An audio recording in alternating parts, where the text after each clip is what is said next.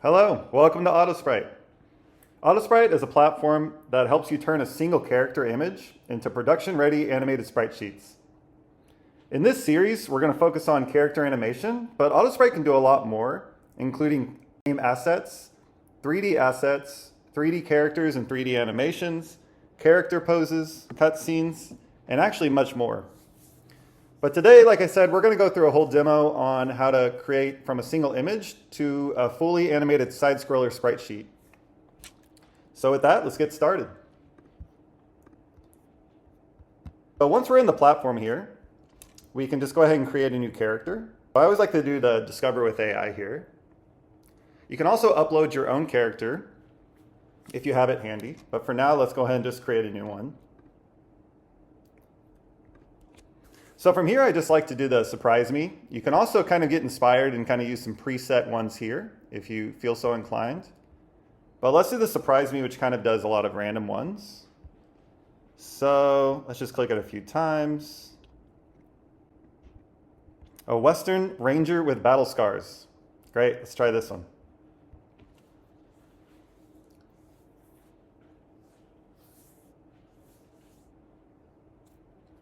So I kind of like this guy.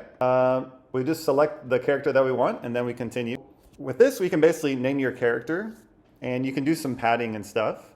So the padding is for if you have a lot of advanced animations. So there's a little more room for like attacks and magic spells and all this stuff. Let's kind of leave the padding by default at this time and we'll go ahead and name him. So we'll just call him Purple Ranger.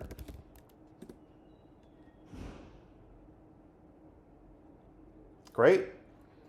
And now today we're just going to do some production-ready assets for some side-scrolling animations. Maybe some default ones that are really good is just idle, walk, and run. So let's just do these. So in future videos, we're going to go into a lot more in-depth stuff, but for now we're going to keep it really simple and just do a few animations in the side-scrolling category. Some things I want to talk about as we go in here is you can kind of preset your sprite sheet to whatever settings you want. So these are the default settings, but if you needed more frames or higher resolution, you can change those here. Let's go back to default for the sprite sheet settings. And then in the actual animation, you can actually change it here. So the current default is turbo, and overall turbo does a really good job. But if you want to dive in and try some different ones with different timings, we can definitely do that. You can also choose the seconds that you want here. So sometimes if you want longer animations, you can try Pro with 6 seconds. Ultra is very interesting because you can actually do very short animations like a punch or a kick with 1 second. And then if you really want to go all out, you can use the Max, which is the flagship. I do find the default turbo works in a lot of cases, so let's stick with that for this video. Something else to think about is this Pro first frame. So behind the scenes, there's a few models working together to make this happen, but there's a first frame generator and the default one works pretty good. But if you ever are having trouble and things aren't working out and you want it to just work a little easier and quicker, you can try the Pro first frame. It adds a few more credits to your generations, but a little more consistent. But for now, let's just go with the extreme default options. We're just going to do idle, walk, and run with just turbo, and we're going to go from there. We just click generate and go from there.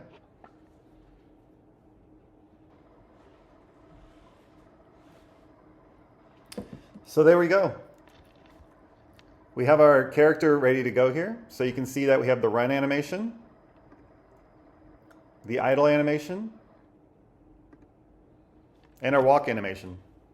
So let's kind of break this down and show all the features on this screen, and then we can go from there. So first off, you can just play the game as is and see your character in action. We can just basically do nothing and he'll do the idle animation. So it'll zoom in. Let's even do a closer up view. We can walk and you get the walking animation here. And then we can even run. We just hold shift and run, and there we go. So overall, they're not looking too bad. They're a little bit off, and we're going to go into how to correct this quickly and easily. So the first thing is If you do want to just experiment with other models and you just want it to work quickly and easily, you can really just go to the max. That works pretty good a lot of times. And you can experiment with these different values, right? So if turbo really wasn't working for you, you can go pro, ultra, max. I really want to see if we can get these working kind of the way we want them. So the first thing though to think about here is you can kind of edit the frames. So if like certain frames are good or there's certain things that are not working out, you can actually truncate them and kind of get different types of animations going here. Now there's a feature here which will try to compute the perfect loop if it's not looking good. A lot of times this is a perfect loop, but in this particular case it's not looking so good. So let's fix it here.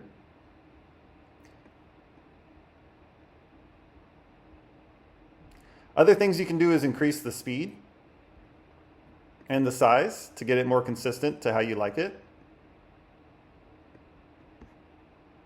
So we'll come back to run, but let's kind of fix these other ones here. So idle, actually I think idle's looking pretty good. Maybe he could be a little bigger. Slow it down a bit. Let's see where this puts us. Yep, so idle looks really, really good. So we can save that. Let's look at walk.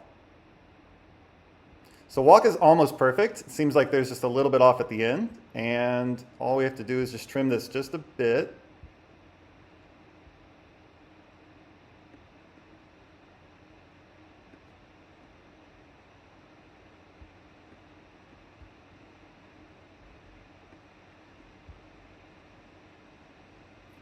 So there we go. We have walk looking really good. Now let's get back to run. So we're really happy with idle, we're really happy with walk. Make walk a little bigger for this. So you could work with this. You could actually go into the sheet settings here. We can edit the sheet. We can actually go frame by frame, guys. So we really can get a lot of things dialed in to make this perfect. Something I want to show though is the advanced frame. So if we go to redo, so with your subscription, you get a lot of free redos. So this is kind of part of the workflow. Generative AI is unpredictable. Sometimes it doesn't do what we kind of had in our minds. A part of it is really getting some redos in here. We'll do a redo and we'll redo with this. Now you can just do a simple redo where it'll just redo the animation and it'll just go for it. I like to point everyone to the advanced redo though. So the advanced redo, you basically can see the first frame and then you can see the first frame prompt and the animation. So actually this first frame prompt is looking really good. However, if it wasn't working really good, we could kind of change it up a bit. You say, he is sprinting at a dead sprint.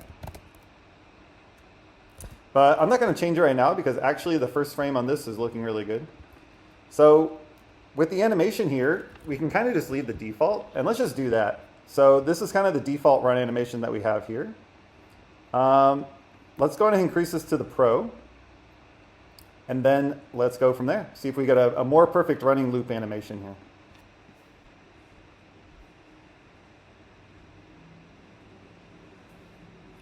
And there we go. The pro model seems to work a lot better in this case, and this is looking really good.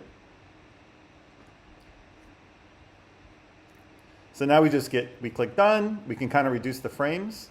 Something to think about is that pro model that we just did is actually a 4-second video, and we're kind of subsampling it down to 25 frames. So a lot of times to make these a little more smooth, we can actually up the how many frames we're getting out of these.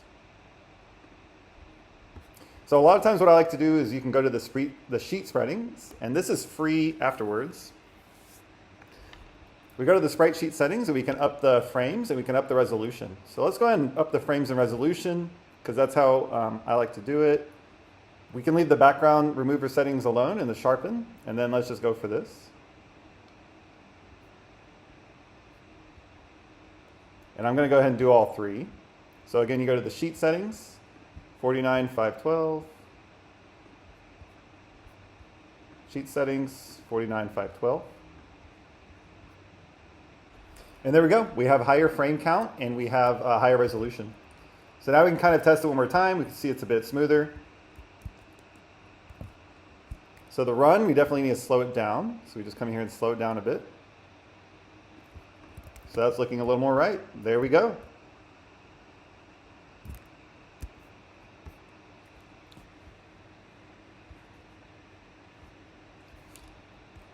And once again, let's kind of look over these and just really make sure everything's looking good.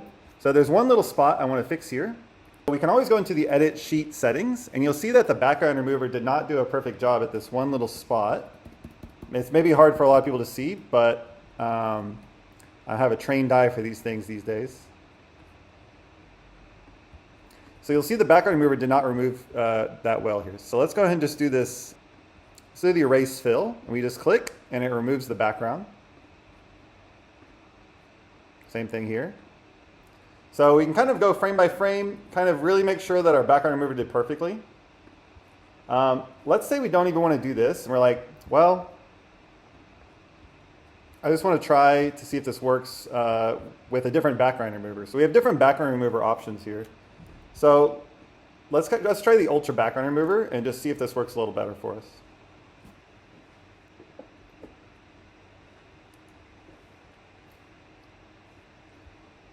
Here we go, guys.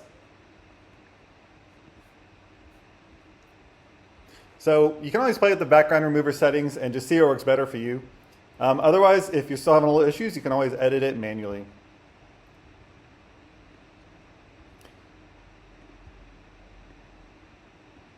So I'm going to turn down the speed and save it here. And then once we're really happy with all three of our animations, we think we're ready to go.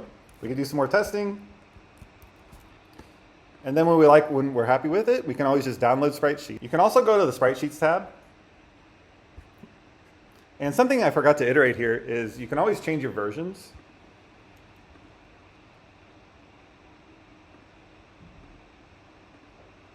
So nothing is ever lost in AutoSprite.